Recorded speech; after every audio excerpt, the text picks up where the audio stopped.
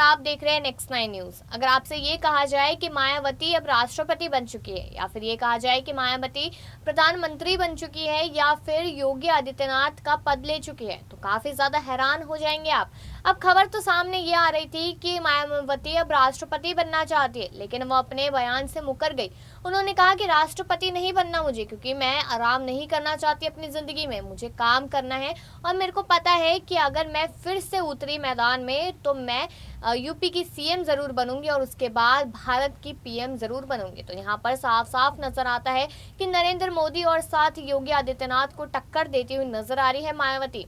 मायावती एक ऐसा नाम है जो हमेशा पहले हवाओं में रहता था और बसपा का जो अस्तित्व था वो भी दिखाई देता था, लेकिन बीच में कहाँ गायब हो गई बसपा, कहाँ चली गई मायावती, कुछ मालूम नहीं है इस बात का। लेकिन अब एक बार फिर से मैदान में उतर आई है मायावती और कहा जा रहा है कि 2024 के चुनावों के लिए बेहतरीन प्रदर्शन करेगी बसपा और साथ ही साथ 2027 के चुनावों के लिए। तो चलिए जानते हैं इस रिपोर्ट में कि आखिरकार मायावती ने यहाँ पर क्या कुछ नहीं कहा और किस तरीके से वो अपनी बात से पलटती हुई दिखाई दी। बता दें कि उत्तर प्रदेश की पूर्व मुख्यमंत्री और बहुजन समाज पार्टी की प्रमुख मायावती ने समाजवादी पार्टी अध्यक्ष अखिलेश यादव पर जोरदार पलटवार करते हुए कहा है कि वह एक बार फिर यूपी की सीएम और आगे चलकर देश की पीएम बनना चाहती है, लेकिन राष्ट्रपति पद उन्हें मंजूर नहीं है। राष्ट्रपति समाजवादी पार्टी पर अफवाह फैलाने का आरोप लगाते हुए मायावती ने कहा कि यदि दलित, वंचित, मुस्लिम और स्वर्ण समाज की गरीब पार्टी से दोबारा जुड़ जाते हैं तो उनका सीएम और पीएम बनना संभव है।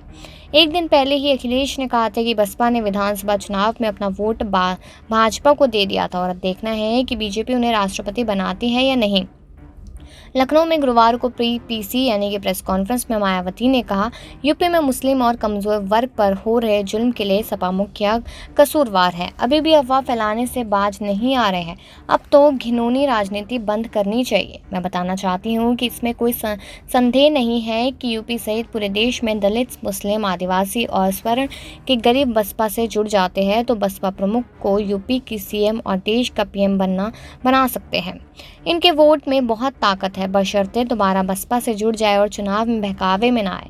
मायावती ने कहा कि मैं फिर से यूपी की सीएम और देश का पीएम बनने का सपना देख सकती हूँ, देश का राष्ट्रपति बनने का सपना नहीं देख सकती, क्योंकि मैं ऐश और आराम की जिंदगी नहीं चाहती। मैंने अपनी जिंदगी बाबा साहेब भीमराव अंबेडकर और मान्यवर काशीराम के रास्ते पर चलकर दबे कुचले लोगों को अपने पैरों पर खड़ा करने के लिए समर्पित की है। यह इनको मालूम होना चाहिए। यह भी सब जानते हैं कि यह काम मैं देश का राष्ट्रपति बनकर नहीं बल्कि यूपी की सीएम और देश की पीएम बनकर कर सकती हूँ। वहीं पर बसपा प्रमुख ने कहा कि सपा के लोग मुझे राष्ट्रपति बनाने का जो सपना देख रहे हैं वह भूल जाना चाहिए। ये ऐसा इसलिए चाहते हैं ताकि उनके लिए यूपी का सीएम बनने का रास्ता साफ हो जाए, जो कि संभव नहीं। यूपी के मुसलमानों और यादवों ने भी अपना बेस्ट देकर भी देख लिया है, कई पार्टियों से गठबंधन करके भी देख लिया है, फिर भी सपा सरकार नहीं बना पाई।